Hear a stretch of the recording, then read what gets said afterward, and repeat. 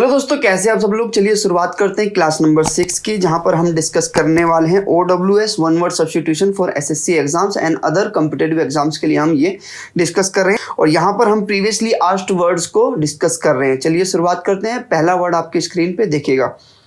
तो दोस्तों पहला वर्ड है गुलिबल। दोस्तों गुलिबल एक ऐसा व्यक्ति होता है जिसको आसानी से पागल बनाया जा सके या जब बहुत ही सीधा हो। तो यहाँ देखिए, व्यक्ति दूसरों पर शीघ्र विश्वास करने वाला और आसानी से धोखा खाने वाला को ही हम क्या बोलते हैं, गुलिबल पर्सन बोलते हैं। जैसे कि यहाँ पर देखिए, इसको एक ट्रिक के हेल्प से याद करिएगा। यहाँ पर एक गली है, ठीक है। तो आप ये सोचिएगा कि इस गली के अंदर में इस लड़की को किसी ने आसानी से क्या बना दिया, पागल बना दिया। तो ये लड़की क्या है, गलीबल गर्ल है ये, ठीक है, जिसको आसानी से पागल बनाया जा सके या बहुत भोला भाला व्यक्ति जो होता है उसको गलीबल पर्सन बोलते हैं।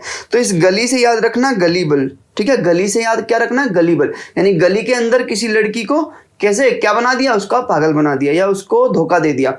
तो गलीबल का मतलब क्या हुआ कि सीधा साधा व्यक्ति कोई जिसको आसानी से पागल बनाया जा सके, ठीक है।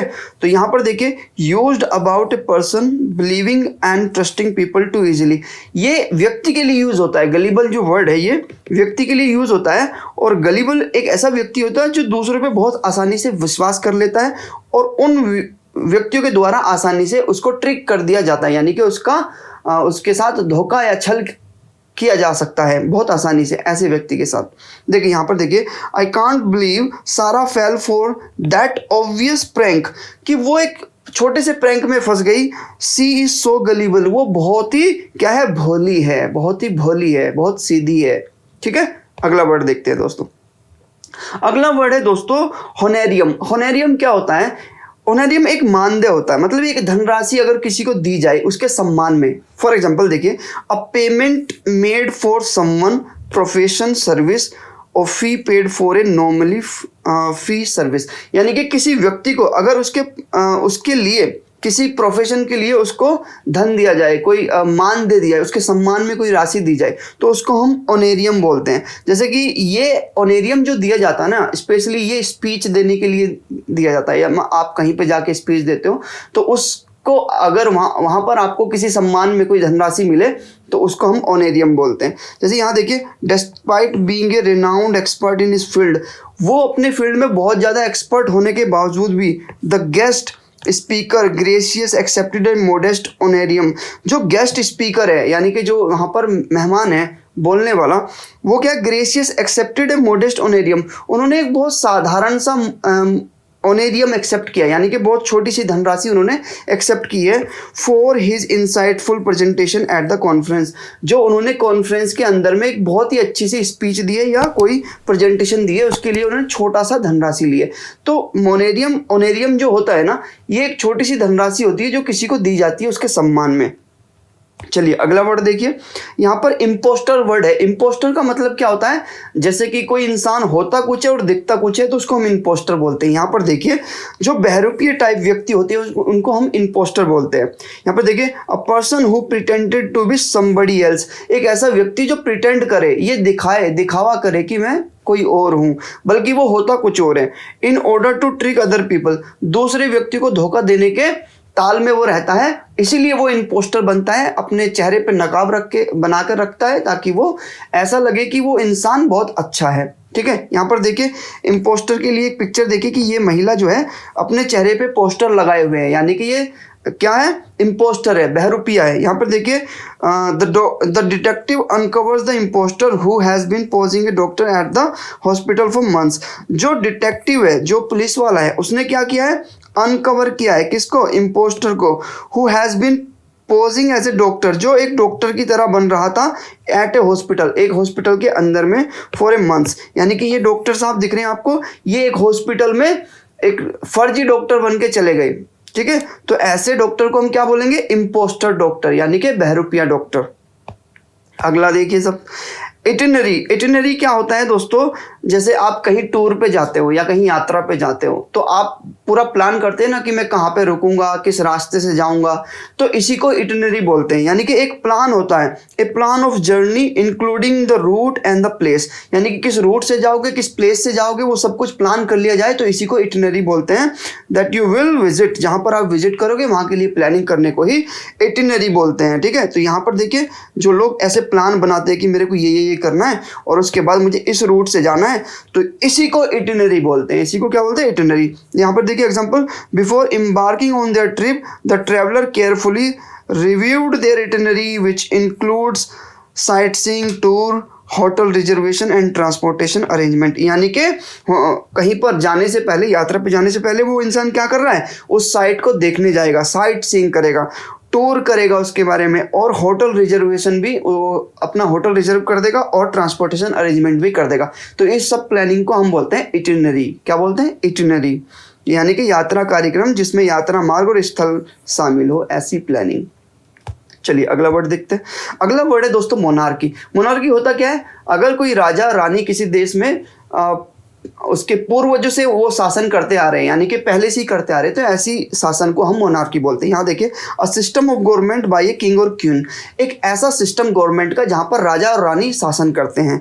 राजा या रानी के आधिपत्य वाली शासन प्रणाली या राजतंत्र, जिसको हम हिंदी में बोलते हैं कि ये राजतंत्र है। ठीक है, पहले पुराने टाइम में ऐसा होता था कि जहाँ पर शासन राजतंत्र के द्वारा चला जाता। यहाँ पर देखिए, the monarch typically a king और queen inherit their position through blood line, यानी कि उनका जो ब्लड लाइन है, उनका जो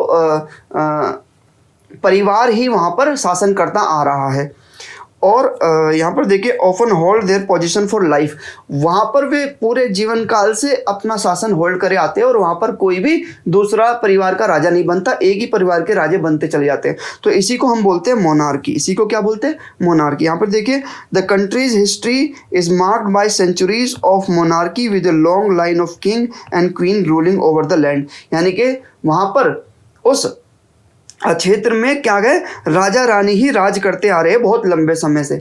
तो ऐसा कोई शासन जहाँ पर लंबे समय से राजा रानी ही शासन करते आए, तो उसको हम मोनार्की बोलते हैं।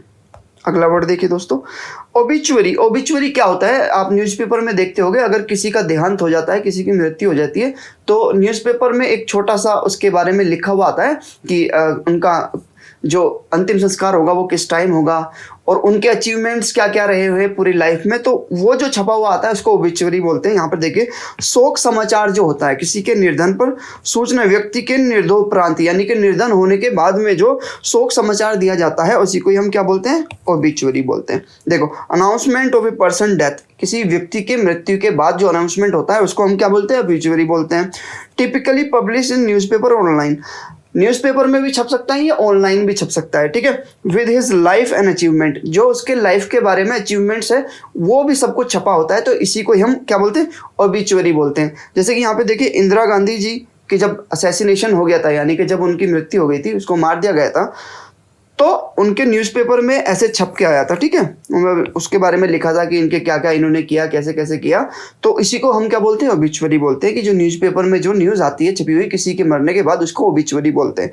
The obituary in the newspaper pay tribute to the life of a beloved teacher who touch the heart of many student, यानी कि टीचर की मृत्यु के बाद में एक ओबिचुअरी न्यूज़पेपर में छप के आई कि उन्होंने टच किया था बहुत सारे बच्चों के दिलों को, यानी कि उन्होंने बहुत अच्छा पढ़ाया था, इसलिए एक ओबिचुअरी न्यूज़पेपर में छपी हुई है। अगला वर्ड देखिए दोस्तों, ऑर्निथोलॉजी। ऑर्निथोलॉजी क्या होती है दोस्तों? अगर बर्ड्स की स्टडी कोई करे तो उसको ऑर्निथोलॉजी बोलते हैं। यहाँ पर देखिए, ऑर्निस का मतलब होता है बर्ड, और लॉजी कहीं शब्द में आ जाए तो उसका मतलब किसी साइंस से होगा या थ्योरी से या किसी विचार से होगा, थॉट से होगा। तो ऑर्निथोलॉजी समझिए, ऑर्निन का मतलब क्या हो गया? बर्ड, और लॉजिस का मतलब स्टडी, यानी कि बर्ड्स के बारे में स्टडी करने वाले सब्जेक्ट को क्या बोलते हैं? ऑर्निथोलॉजी बोलते हैं। द स्टडी ऑफ बर्ड्स, यानी बर्ड्स की स्टडी को हम क्या बोलेंगे? ऑर्निथोलॉजी बोलते हैं। यहाँ पर देखिए, ये साइंटिस्ट क्या है? ये बर्ड्स के बारे में स्टडी कर रहे हैं, उनका बिहेवियर देखते हैं बर्ड्स का, यहाँ पर देखिए वैज्ञानिक पक्षियों का वैज्ञानिक अध्ययन यानी कि पक्षी विज्ञान जो होता है उसको हम क्या बोलते हैं, ऑर्निथोलॉजी बोलते हैं। यहाँ पर देखिए my cousin is studying ornithology and spend hours observing and documenting different bird species in the near by forest. मेरा जो कजन है वो स्टडी कर रहा है क्या है, ऑर्निथोलॉजी को यानी कि पक्षी विज्ञान को पढ़ रहा है, जो कि स्पेंड करता है, खर्च करता है घंटों ऑब्जर्विंग उनको देखने में, डॉक्यूमेंटिंग डिफरेंट बर्ड्स और उन बर्ड्स जो अलग अलग तरह की बर्ड्स है, स्पीसीज जो उनकी प्रजाति है उनके बारे में वो अध्ययन करता है और घंटों तक नियर बाई फॉरेस्ट यानी कि पास वाले जंगल में वो घंटों तक ये एक्सप्लोर करता है। ठीक है, अगला वर्ड देखिए दोस्तों, अगला वर्ड है प्लूटोक्रेसी। दोस्तों प्लूटोक्रेसी क्या होती है, जो धनिक तंत्र होता है यानी कि किसी देश में अगर बहुत ज्यादा धनी व्यक्ति शासन करने लगे यानी कि किसी के पास बहुत सारा पैसा है और वो उस देश में शासन करने लगे तो इसको हम बोलते हैं प्लूटोक्रेसी। देखिए the government by the richest people of a country यानी कि देश के सबसे अमीर व्यक्ति के द्वारा अगर शासन कर लिया जाए या उस कंट्री पे राज कर लिया जाए तो उसको प्लूटोक्रेसी बोलते हैं। यहाँ पर देखिए एक पिक्चर में क्या है, यहाँ पे प्लूटोक्रेसी, वेट अ मिनट, तो यहाँ पे देखिए पिक्चर में, यहाँ पे देखिए इस पिक्चर में क्या है, प्लूटोक्रेसी हैवी है डेमोक्रेसी के सामने यानी कि डेमोक्रेसी जो प्रजातंत्र है उसका पलड़ा अभी हल्का हो गया है प्लूटोक्रेसी के सामने यानी कि बहुत ज़्यादा पैसे वाले लोग अब शासन में आने लगे हैं क्योंकि पॉलिटिक्स में बहुत ज़्यादा पैसा उनको चाहिए होता है इलेक्शन लड़ने के लिए, तो प्लूटोक्रेसी हैवी हो रही है। तो ऐसा धनिक तंत्र जहाँ पर पैसे वाले ही शासन करने लगे ऐसे तंत्र को हम प्लूटोक्रेसी बोलते हैं। यहाँ पर देखिए some critics argue that the current political system is moving toward plutocracy. कुछ क्रिटिक्स जो है, कुछ जो पॉलिटिक्स की निंदा करते हैं ऐसे लोग क्या कह रहे हैं कि जो पॉलिटिकल सिस्टम है वो मूविंग कर रहा है यानी कि जा रहा है किसकी तरफ, प्लूटोक्रेसी की तरफ यानी कि धनिक तंत्र की तरफ जा रहा है। Where the rich have disproportionate control over decision making, जहां पर अमीर लोगों को ही ये मौका मिल रहा है कि वो डिसीजन ले देश के बारे में, तो इसी को हम क्या बोलते हैं, प्लूटोक्रेसी बोलते हैं। इसका एक नेगेटिव साइड इफेक्ट ये होता है कि यहाँ पर लोगों की नहीं चलती, यहाँ पर अमीर लोगों की चलती है ऐसे शासन में, तो इसी को हम बोलते हैं प्लूटोक्रेसी। अगला वर्ड देखिए पॉलीग्लोट। क्या होता है दोस्तों, पॉलीग्लोट एक ऐसा व्यक्ति होता है जो बहुभाषी होता है यानी कि जो बहुत सारी भाषा बोल लेता है, एक से अधिक भाषा का ज्ञान या उसमें लेखन, बहुभाषी जो होता है उसको हम क्या बोलते हैं, पॉलीग्लोट बोलते हैं। नोइंग और written in many in more than one language, जो जानता है और लिखता है एक से ज़्यादा भाषाओं में उसको हम पॉलीग्लोट बोलते हैं। पॉली का मतलब होता है बहुत, और ग्लोट का मतलब होता है लैंग्वेज, तो यानी कि जो बहुत सारी लैंग्वेज को समझता है, बोल सकता है, उसको पॉलीग्लोट बोलते हैं। यहाँ पर देखिए शाहरुख खान जो है इनको प्रपोज कर रहे हैं और बहुत सारी भाषा में, जैसे कि इन्होंने आई लव यू बोला है, उसके बाद मी तुझुसी प्रेम करी तो अलग भाषा में बोला, फिर एमी तमी को बोलो बासी, पता नहीं कोई अलग अलग भाषा में ये इम्प्रेस कर रहे हैं। तो ऐसा व्यक्ति जो अलग अलग भाषाओं में बोले उसको हम पॉलीग्लोट बोलते हैं। यहाँ पर देखिए Lisa is remarkable polyglot speaking English French German, एक ऐसा व्यक्ति जो इंग्लिश बोले, फ्रेंच बोले, जर्मन बोले, ऐसे व्यक्ति को हम क्या बोलेंगे, पॉलीग्लोट बोलेंगे। आज की क्लास यहीं पे खत्म होती है दोस्तों, थैंक यू सो मच। मिलते हैं क्लास नंबर 7 में। और आज हमने थोड़ी मजाक कम की है क्योंकि टाइम कम था और मुझे अभी क्लास के लिए निकलना है, एक क्लास लेनी है और इसीलिए थोड़ा जल्दी में आज थोड़ा जल्दी निकाल दिया। दोस्तों वक्त निकाल के आपके लिए वीडियोस बना रहे हो, चैनल को सब्सक्राइब करें और सपोर्ट करें। चलिए मिलते हैं अगली वीडियो में, थैंक यू, जब तक के लिए bye bye, tata, see you.